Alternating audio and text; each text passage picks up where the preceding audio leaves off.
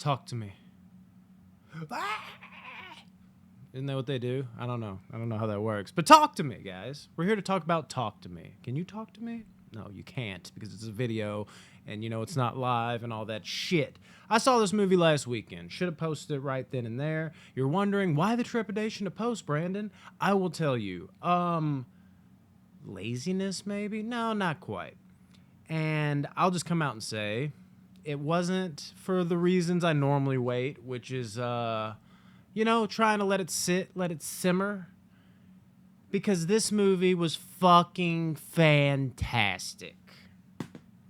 I'm just gonna say, I fucking love this movie. Honestly, I did put it off a couple days, and then I got sick in the middle of the week, and then I kind of thought I might see it again, so I wanted to kind of, give my thoughts after a second watch. Now that those plans have been canceled, I'm gonna talk to you. Yeah. This movie, A24. Do we not love A24? Actually, it's kind of a niche kind of fucking thing, is it not? But I love A24, and most of their horror movies do it for me because they add in extra elements. Now, let me talk about these extra elements that usually consist of drama. For me personally, if you can tell in the background, I am a slasher movie fan. I hardly ever get scared during horror movies. There's moments that make me unsettled, but I hardly ever get scared. And I think slasher movies have a balance to them. They have this balance where I'm probably not going to get scared at all. There's very few times that ever happens, but they are at least fun and enjoyable. Now let's cut more in the grain and style of what this horror movie is. Supernatural, paranormal, the classic, thing we've seen done a million times that just is ran stale. It's old. Your less experienced horror viewers or people that just like to get together with their friends like, I heard a new scary movie's coming out. Oh my God, did you see what they just did? That pop-out scene? That doesn't work for me. So a lot of paranormal movies, unlike slasher movies, don't work for me because paranormal movies need that scare. There's not, when you're watching a slasher movie, you're watching somebody like Jason Voorhees like cut somebody's head off in some creative way. You're like, oh shit, did you see that shit? What the fuck, bro? Like, damn, that was kind of dope. There's a funness to it. So if the scare is not there, rhymed, unintentional, then we're still entertained. But when you're somebody like me, where the scare is more probably there in these kind of movies, but you're an experienced horror advocate / fan, at least for me, it doesn't work because there's no moments that are like, oh, that was dope. It really relies on the scare. But something that A24 movies seem to do, like this one, a la Hereditary, they add in extra elements of drama. They add in extra elements to pull you in, or something like this movie did where it does a little bit of a different spin on it. It's not your classic, I am a priest and I heard somebody's possessed. Get out of there, Satan! Go and get out of there! Or whatever they do in these movies anymore. That I'm done with it. This is cool because you're looking at this group of people that have this mysterious hand and they are having fun with it. They're legitimately getting together like, fuck, getting drunk, partying. Let's drink. Let's have fun with a group of about 10 to 12 people that we can rely on and maybe bring in new people into the group if they're willing to do it and they seem cool enough. And we're just going to grab this hand. We're going to say, talk to me. And then a fucking demon spirit's going to appear. And you're just going to be like, let me in. And we're going to have fun with it for about, what is it, 90 seconds in the movie? These aren't huge spoilers. This is the plot of the movie, people. For 1 minute and 30 seconds, we're going to light a candle. You're going to be possessed. And after that 90 seconds is up, we're going to blow out that candle. And we're going to be like, whoa, was that crazy? Like, dude, that was amazing. How did this happen? That's what it is. And, it could just be cheap goofiness, but there's other elements in the movie that add on to it with the dramaticas. The dramaticas. That's not a word, but we're going to let that slide, right? I don't know. Every once in a while I try to put a little pizzazz on words, and it works, and sometimes it doesn't. Just like some of these movies work, and sometimes they don't. This one works, at least for me. I think y'all need to go see this fucking movie. Now, again, this type of movie, it's ran stale, it's ran old. It's got its cool own little spin on it. And then again, the depth, how deep it is around everything. Because I gotta tell you, The lead actress in this movie, amazing job.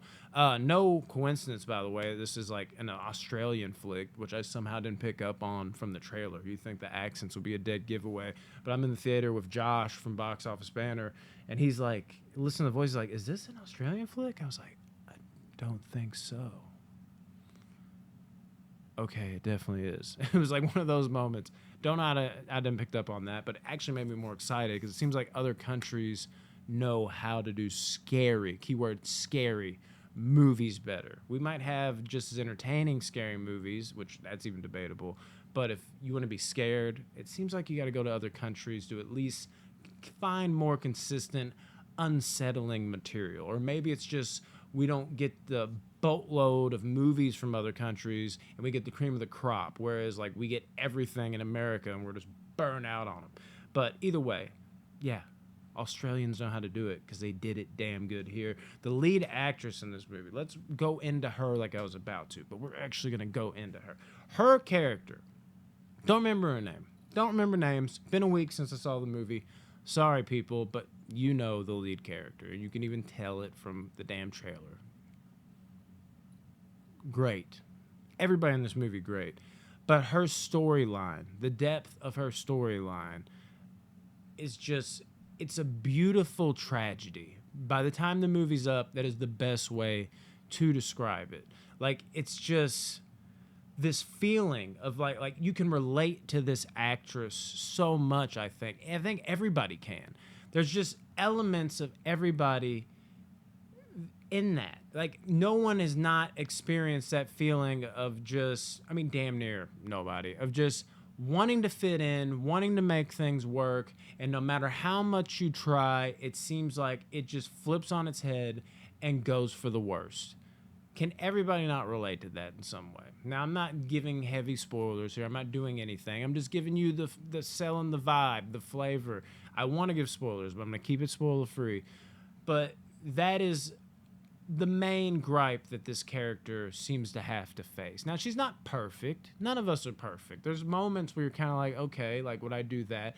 But this is a girl that is yearning for connection, yearning for love, and yearning for some type of just something, looking for something from whatever has been taken from her in her life.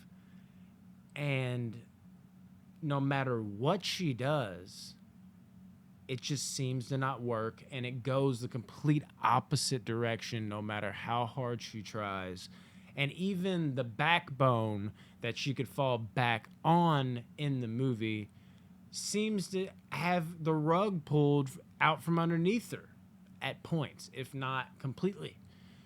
This movie and the way they dictate everything that happens with her character, I think that's what sets it over the top. And when it comes to the climax in the movie and you see the ending, it is just, it really, for me at least, like I felt that presence the whole movie, but as it was dwindling to a close, you're just like, it's beautiful in the sense of like how beautiful life can be, how I can relate to this character in these ways, but also tragic in just how like, wow, like, can you catch a fucking break, man?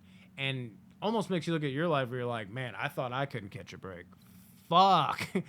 Can't seem to catch a break. It is just, it's beautifully done. And it really puts that last, you know, as they say, cherry on fucking top. And the very ending, what they do with that, I really wanted it to go a certain way, and then I kind of was let down. You know, they did something like what I wanted, but not quite. You know, preferences, people won't say exactly what that is. But then it comes back around with the ending, and I'm like, oh, I like that. I love that. Talk to Me is a movie that, while isn't very scary to me, it will probably scare most people. There's definite moments of more tension-induced terror than cheap pop-out scenes, which I genuinely respect. The performances are very good from a younger cast. The characters feel actually like warm, like they're not by the numbers, they're not terrible. Because you even got to say that because a lot of horror movies have that you actually care for them. and it's genuinely a different spin slash feel.